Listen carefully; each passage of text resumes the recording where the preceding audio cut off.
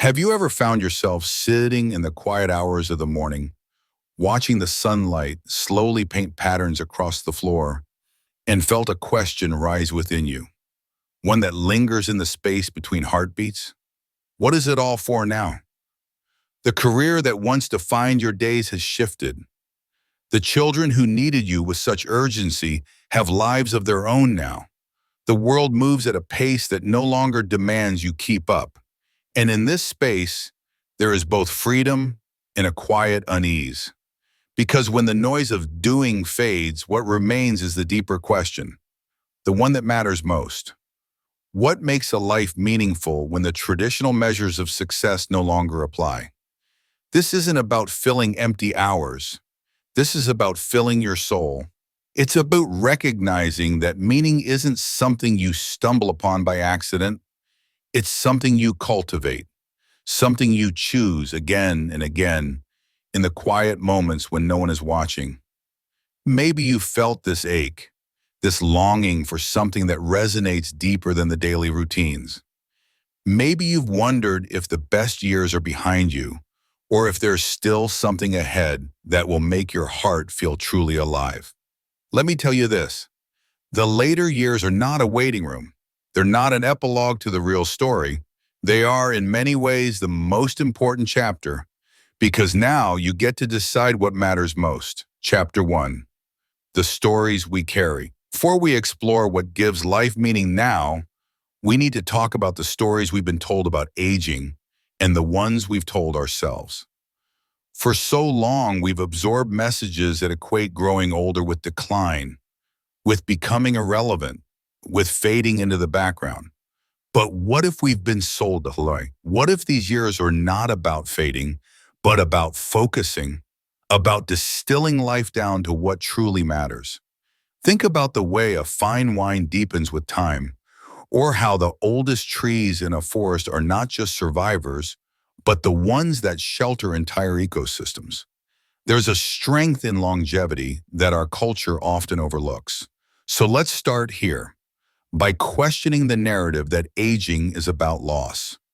Because the truth is, these years can be about gain, not in the way we once measured it, not in trophies or titles, but in depth, in clarity, in the kind of wisdom that only comes from having loved and lost and kept on loving anyway.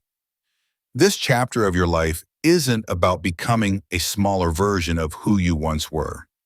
It's about discovering who you are when the roles fall away, when the expectations loosen their grip, when you're left with the essence of the person you've always been beneath it all. Chapter 2. Reflecting on a life lived, close your eyes for a moment and think back. Not just to the big moments, the weddings, the births, the triumphs, but to the small ones too.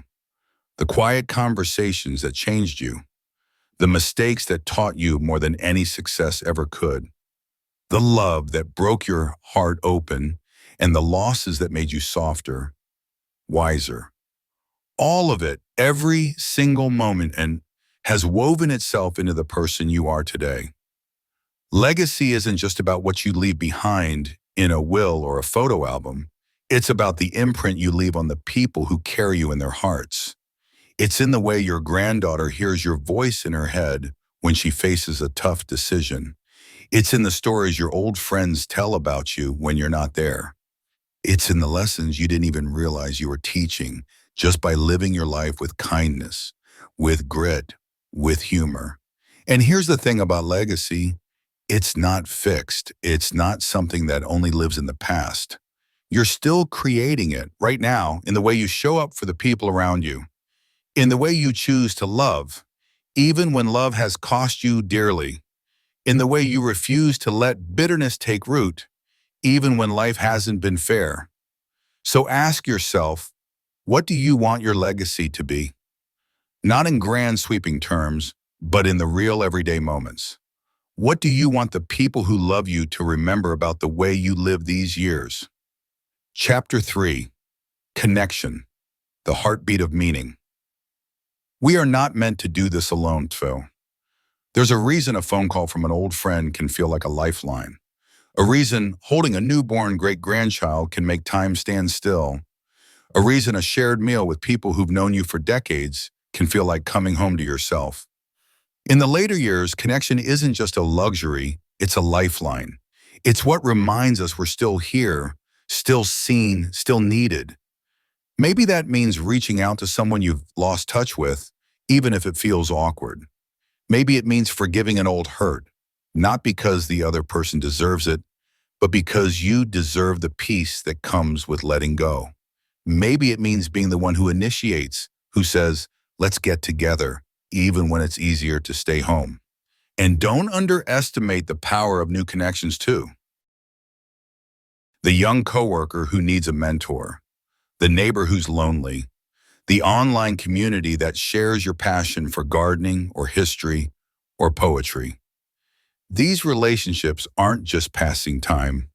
They're passing wisdom, joy, and the kind of love that doesn't diminish with age. Because here's the truth. The people in your life aren't just part of your story. You are part of theirs. And that's a gift that never gets old. Chapter 4. Finding new reasons to thrive. For so much of our lives, purpose is tied to doing, to achieving, to producing. But what happens when the world stops asking you to produce? When the titles and roles that once defined you no longer fit? This is where the real work begins. Because purpose isn't something you lose with age. It's something you refine. It's not about what you do anymore. It's about who you are. Maybe your purpose now is creativity, finally writing that book, painting, playing music, not because you have to be good at it, but because it makes your soul feel alive. Maybe it's learning, taking that class, reading those books, diving into a subject that's always fascinated you. Maybe it's activism, using your voice and your experience to stand up for what matters. Or maybe it's something quieter, being the person who listens without judgment, who offers a word of encouragement, who prays or meditates or simply holds space for others. Purpose in the later years isn't about changing the world on a grand scale.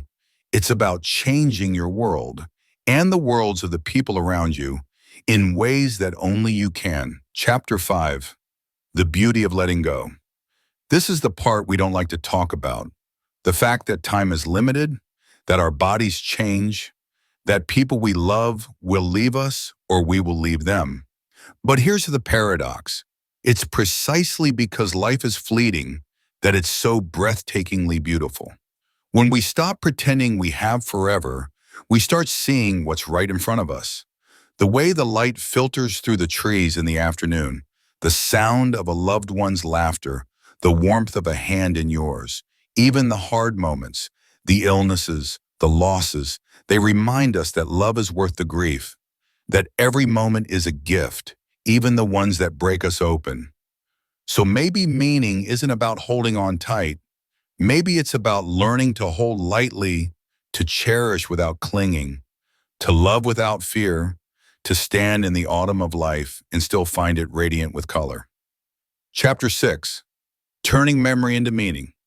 Here's something extraordinary about these later years. You now hold within you something priceless, the alchemy of experience. All those moments, both joyful and painful, weren't just something to get through.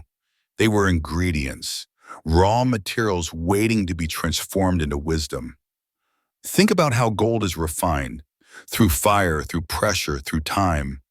That's what's been happening to you all these years. Every challenge you faced, every love you nurtured, every loss you endured, none of it was wasted. It was all part of the process of becoming someone who understands life in a way no young person possibly could. This is where we discover one of the great gifts of aging, perspective, that difficult period in your 40s. From here, you can see how it shaped your resilience. That relationship that ended in heartbreak, you now understand how it taught you about boundaries or forgiveness. Even the regrets, especially the regrets, have become teachers showing you what truly matters. The magic happens when we consciously work this alchemy, when we sit with our memories and ask, what did this teach me? How can this help someone else? That's when our experiences stop being just personal history and become living wisdom, something we can share, something that continues to grow and give long after the original moment has passed. This is why elders in traditional societies were so revered, not because they were old, but because they had done this work of alchemy, turning their years into insight that could light the way for others. You have that same power. Your life, exactly as it's unfolded, has equipped you with understanding that the world desperately needs. So here's what I want you to know.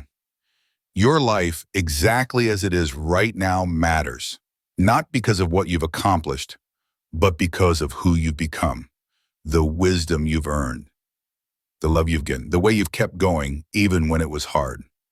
Meaning isn't some grand revelation waiting at the end of the road. It's in the ordinary, everyday moments, the ones we so often overlook. The cup of coffee shared with a friend, the book that makes you think differently, the memory that surfaces unexpectedly and makes you smile. And if you're sitting there thinking, but have I done enough? Been enough?